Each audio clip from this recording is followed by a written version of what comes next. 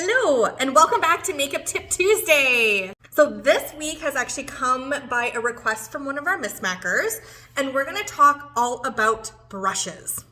So if you've experienced a MisMacK pampering session at either in Victoria or Sam Narm, and you've seen your layout with the corresponding brush with the corresponding product, you'll know that it is almost more tools than it is products. And I know brushes can be very overwhelming. And honestly, it has taken us about 3 years in the making for our MisMacK brushes. As a very picky makeup artist, I'm very picky about the type of brushes that I have in my kit and when I'm using them. Which is actually why I personally don't like pre-made kits. I find there's like one brush that works great, the other ones meh, like they don't really do anything, and the whys. So I'm gonna explain all of that to you today.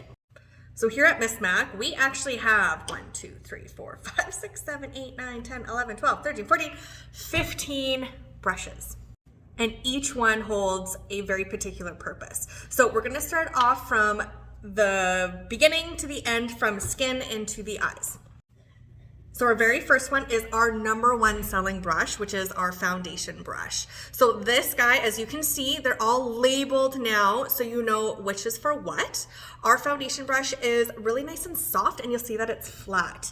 This really helps to push the product into the skin as opposed to using your fingers, where when you use your fingers, the product sits on top of the skin, and with the Beauty Blender, you know, it doesn't really work well with our foundations. So our brush works great. It's faster. You're also not trying or transferring bacteria from your fingers to your face, and it really melts our beautiful flawless foundation into our amazing oils that act as a primer. Those two go hand in hand.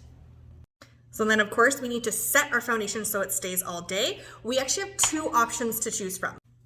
So we have, of course, the classic powder, which is nice and a little bit denser. It's a bit bigger.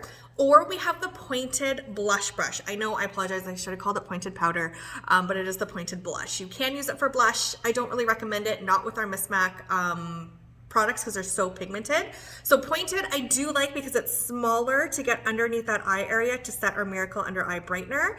However, the powder one is faster because you can see it's bigger. So those are the 2 difference between the powders and the pointed. They work great. You want to make sure that you're using the powder brush for your setting and your blushes with a different brush. You don't want to mix those together. So now the snap of the brush is really important. So the snap of the brush, I'm going to use something smaller.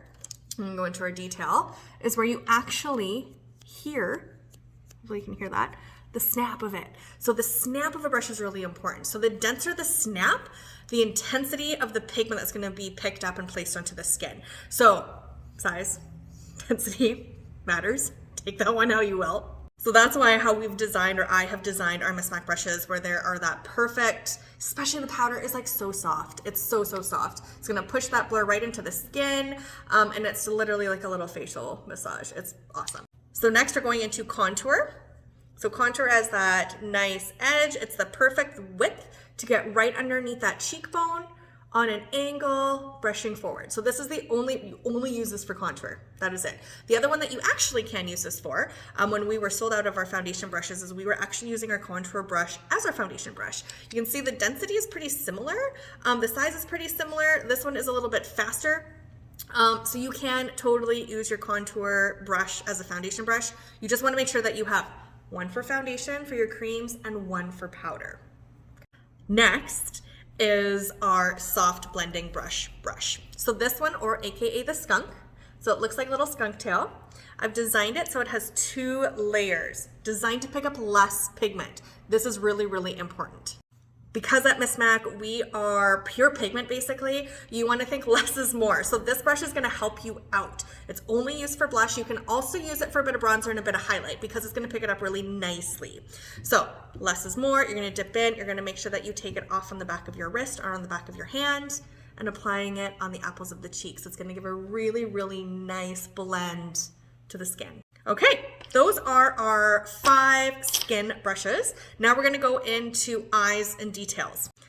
So, we do have one more skin. We have our concealer brush. So this brush is designed for our Miracle Under Eye Brightener. So the only thing you're gonna use it for is to mix and to apply and to tap. So concealer, the other one that I like to use too, is the all over blending. But remember, We need one for cream, one for powder. Don't mix them together. You're gonna have a nightmare. So concealer, I've designed it where it's flat, hugs right under there. You can also use it if you need a little bit more coverage. I prefer for coverage to use the foundation brush and to stipple. Okay, so now we'll go into the eyes. So our favorite brush here is the all over blending. If you're looking for one brush, this is it. So this is like the one and done. We use it for applying our all over shadow. You can also use this, if you hug it parallel, you can go back and forth and it's gonna blend your crease too. So for that one color, that smoky eye, this is great. Or if you're using it as your base, this is a really, really great brush. So if you're looking for that one that kind of does everything, it's also thin enough to do your under eye as well, is our all over blending brush. Okay, we're gonna go into the crease. So we have two creases to choose from. I personally really like the small crease. It's that perfect to blend that edge. It's domed, so a crease brush is domed all the way around for blending. Okay, again, size matters. So if you have large real estate, let's say you have lots of space between your crease and your brow bone, if you go in with the small one, it might take you a little bit longer. So that's where the large crease comes into play.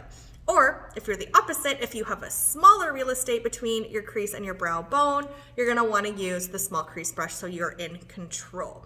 I love the small crease brush for also tapping in that little detail corner. This is like no moving, you're just literally tapping that outside corner to get that beautiful depth. It like one and done, it does it for you. I'll also use it for blending another shadow on top of a shadow underneath the eye.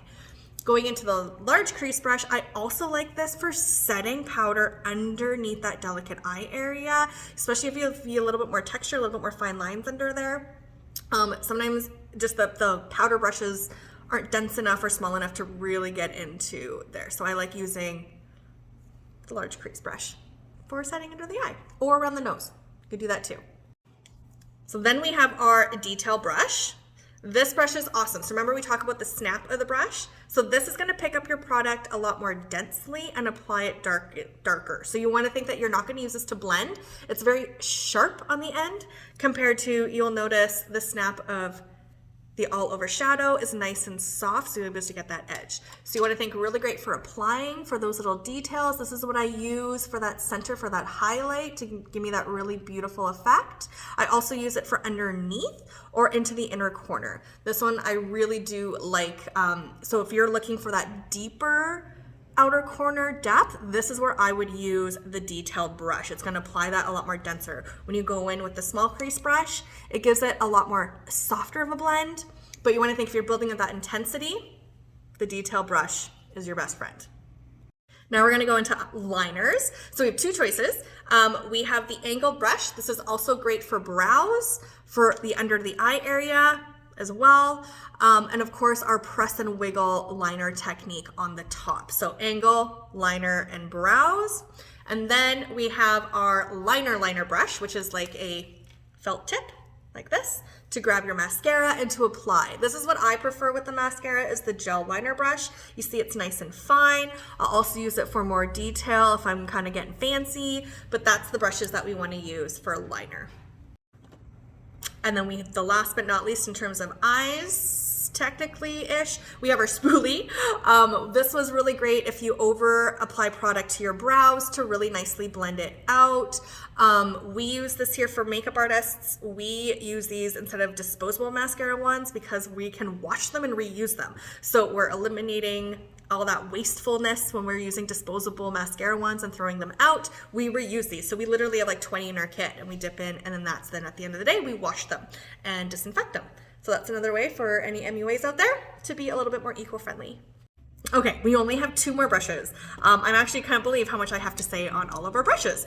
I'm really glad that this was brought up, and I'm hoping that you're learning lots. So going into glitter applicator. So this is our glitter applicator. It's like one of those smudgies that you see on the end of a liner, like the old school liners. Ours is really like more of a sponge. So when you're applying your Gaia gloss, it's gonna apply it very sparingly because it kind of soaks up a little bit of product, which is very helpful. The other liner or the other brush that I use for glitter is also the lip. So you have 2 choices here. And then you go right into your glitter and you apply it and tap it on. I find the foliage is a lot less with this guy compared to using a brush. And last but not least, we have our lip brush. So this guy is also great for details onto the eye. Well, details onto the eye like in here, or using it for glitter. The lip brush is nice and little, so you can also use it for spot concealing too. So don't let that it has to be just used on the lip. When you are using it on your lip though, you want to think that you use the side of it, okay? Using the side to hug it in. So if I'm doing a bolder lip, I will outline my lip with a lip brush. I have much more control. You just go in and you pick the product up, and then I will fill it in.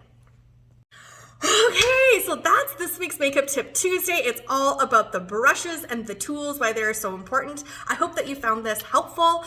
So don't forget, they are all labeled to make sure that it's easy for you. If you have any questions or comments, please comment below, or what else you're struggling with if you'd like to see with Makeup Tip Tuesday.